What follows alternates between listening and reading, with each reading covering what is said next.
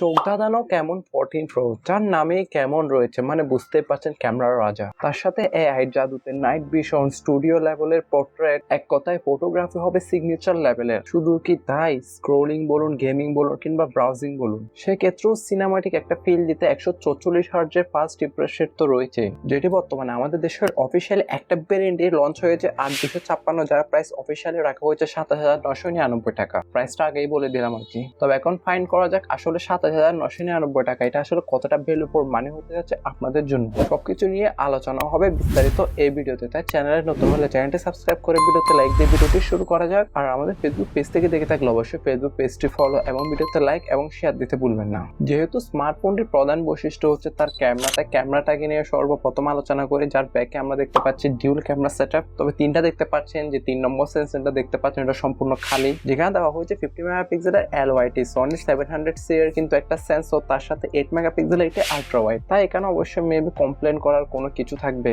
আর ফ্রন্টে প্লেসমেন্ট করেছে কিন্তু 50 মেগাপিক্সেলের একটি central punch hole selfie camera. All over back camera দ্বারা একদমই যে ন্যাচারাল টাইপের ছবি তা না, কিছুটা বিভেড টাইপের করে তুলবে। আর ছবির ব্রাইটনেসও মোটামুটি ঠিকঠাকই ছিল, তবে প্রপার লাইট কন্ডিশন পেলে কিন্তু আপনার ছবির ডিটেলসটা ধরে রাখতে পারে ভালো। আর ছবির ডাইনামিক রেঞ্জও মোটামুটি একটা অ্যাভারেজ টাইপের রেজাল্ট কিন্তু দিয়েছিল। তবে হেভিলি হাইলাইট আসলে সেই ক্ষেত্রে ডাইনামিক রেঞ্জটা কিছু কিছু জায়গায় আপনার স্ট্রাগলিং করে।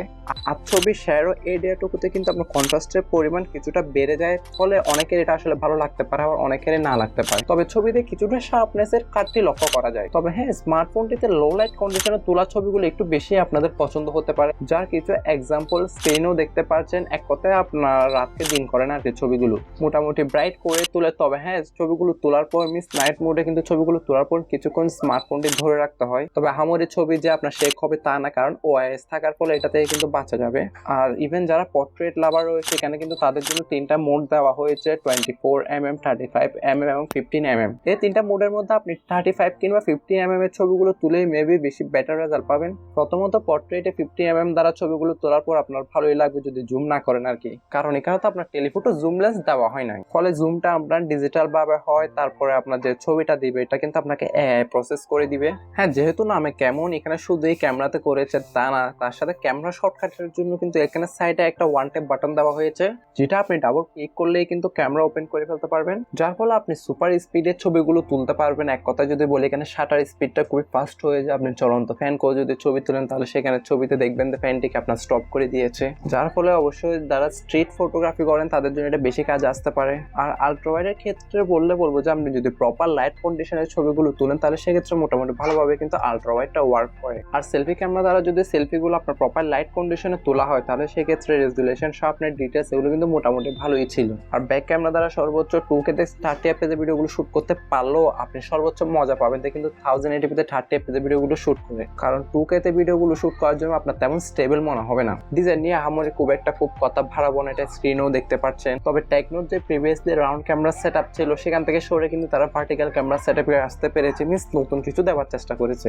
তার সাথে ক্যামেরার পাশে দেখতে পাচ্ছেন একটা রেড ডট এবং এলইডি ফ্ল্যাশ লাইট। তবে যেহেতু বর্তমানে আইপি রেটিং এর একটা ট্রেন্ড চলছে, সেটাও কিন্তু পিছিয়ে নেই। এখানেও কিন্তু IP68 এবং 69 এর ওয়াটার রেটিং দেওয়া হয়েছে, যার ফলে 2 মিটার পানিতে কিন্তু 23 মিনিট পর্যন্ত স্মার্টফোনটি সার্ভাইভ করবে। ডিসপ্লে সেকশন আসলে এখানে একটা জিনিস অনেকের ভালো লাগতে পারে, অনেকের ভালো লাগতে না পারে, কারণ এখানে ফ্ল্যাট ডিসপ্লে দেওয়া হয় না, এখানে কিন্তু আপনার কার্ভ ডিসপ্লে ব্যবহার করা হয়েছে, কারণ এটি একটি ফুল এইচডি প্লাস রেজুলেশনের 6.78 ইঞ্চি মাপের অ্যামোলেড ডিসপ্লে, যাতে রেগুলার মাল্টিটাস্কিং এবং গেমিং এর জন্য তো দেওয়া হয়েছে 144 হার্জের মতো মাকনের refresh rate. Display screen to body ratio আপনার 90% হওয়ায় অনেকটাই কিন্তু সিমেট্রিক্যাল টাইপের চিহ্ন এবং বেজেল রয়েছে। আর ডিসপ্লেতে মাল্টিমিডিয়ার ক্ষেত্রে অনেকটাই আপনাকে ভাইব্রেন্ট টাইপের একটা রেজাল্ট দিবে। ইউটিউবের সর্বোচ্চ 4K অপশন দেখলেও এটা কিন্তু আপনার 1440 পিক্সেলে কাজ করে। ইভেন রোদের আলোতে ইউজ করার সময় কিন্তু এখানে রিফ্লেক্টিভ বা কোনো প্রকার কোটিং থাকছে না। তবে অফিসিয়াল স্মার্টফোন হওয়ায় আপনি কিন্তু আগামীতে 1 বছরের ওয়ারেন্টি পাবেন স্মার্টফোনটি কেনার পর, তাই 1 বছর পর ডিসপ্লেতে গ্রিন লাইন নিয়ে চিন্তা করতে হবে না। তার সাথে ডিসপ্লেটিকে প্রোটেকশন করার জন্য কোর্নিং গোরিলা গ্লাস 7i এর প্রোটেকশন তো থাকছেই, তবে এটা হাত থেকে ফেলতে যাবে না, যেহেতু কার্ভ একটি ডিসপ্লে, সবার আগে ড্যামেজটা কিন্তু এর কার্ভ ডিসপ্লেতেই হবে। Out of the box Android 15 এর সাথে আসা স্মার্টফোনের ব্যাক এন্ডে আমরা দেখতে পারবো iOS 14। তার সাথে কোম্পানি কিন্তু এখানে 3 বছরের মেজর আপডেটও দিয়ে দিয়েছে। আর ইউআই নিয়ে বললে, এর ইউআইতে কিন্তু বেশ কিছু ব্লুটুথ দেখা দিবে, যদি সচেতন নাগরিক হয়ে থাকেন এগুলো অবশ্যই অফ করে দিবেন সবার আগে। আর যেসব প্রি ইনস্টল অ্যাপ রয়েছে সেগুলো অবশ্যই আনইনস্টল করে দিবেন। পারফরমেন্স নিয়ে কিছু বলা যাক, যেখানে চিপসেট হিসেবে ব্যবহার করা হয়েছে মিডিয়াটেক হেলিও G100 আলটিমেট। হ্যাঁ, সে আগে চিপসেটটাই, এখনো নতুন কিছু কিন্তু এখানে ইউজ করা হয় নাই। তবে অনেকে ভাবছেন যে চিপসেটটা আমার খুব একটা পাওয়ারফুল আসলে না, এটা অনেকটাই কিন্তু Z99 এর হালকা আপগ্রেডেড ভার্সন, যার ফলে পাবজির মতো গেম এইচডিতে হাই সেটিং এ রেখে প্লে করতে পারবেন, বাট আপনি লো সেটিং এ রেখে প্লে করলেই বেশি বেটার হবে। তবে আদার্স যে 2D কিংবা লো গ্রাফিক্স গেম রয়েছে সেগুলো মোটামুটি ভালোভাবে কিন্তু প্লে করা যাচ্ছিল এখানে। তবে আপনি যদি একটা হাই এন্ড গেমিং এর জন্য স্মার্টফোনটিকে পারচেস করতে চান তাহলে দূরে থাকেন, যেহেতু আপনার কার্ভ ডিসপ্লে অ্যাক্সিডেন্টলি টাচ করার কিন্তু পসিবিলিটিস অনেক বেশি রয়েছে। চিপসেটটি মূলত আপনার 6nm বেস ট্রানজেকশনের উপর তৈরি করা একটি অক্টা কোর প্রসেসর, এবং গ্রাফিক্স কার্ড হিসেবে আমরা দেখতে পাবো Mali G57 MC2। তার সাথে UFS 2.2 এর ইন্টারনাল স্টোরেজ থাকায় ভালো রিড এবং রাইডের একটা স্পিড পেয়েছিলাম।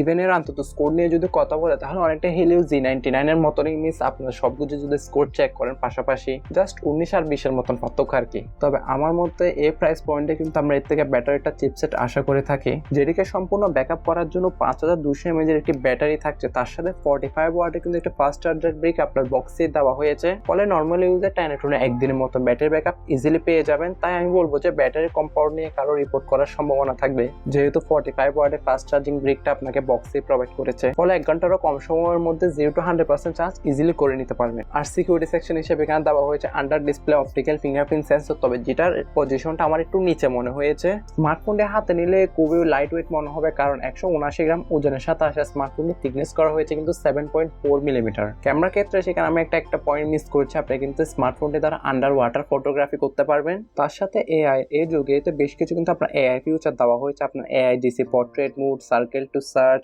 AI call summary, AI auto call answer, AI magic eraser. All over এই ছিল বিস্তারিত স্মার্টফোনটিকে নিয়ে, যেটি দেশের বাজারে শুধু একটা র্যাম ভেরিয়েন্টে লঞ্চ হয়েছে 8256, যার প্রাইস অফিসিয়ালি রাখা হয়েছে 27,999 টাকা, অলমোস্ট 28,000 টাকা। তবে আমি মনে করি যে প্রাইস পয়েন্টের মধ্যে আমরা স্মার্টফোন তো রয়েছে, সেটা অফিসিয়ালি হোক কিংবা আনঅফিসিয়ালি বা চাইনিজ ব্র্যান্ডগুলো এর থেকে কোয়াইট বেটার স্পেসিফিকেশন আমাদেরকে অফার করছে। তবে আপনারা যেহেতু স্বাধীন দেশের স্বাধীন নাগরিক, তাই বাকিটা আপনাদের উপর, কারণ আপনাদের সবারই নিজ নিজ স্বাধীনতা এবং ভালো মন্দ বোঝার ক্ষমতা রয়েছে।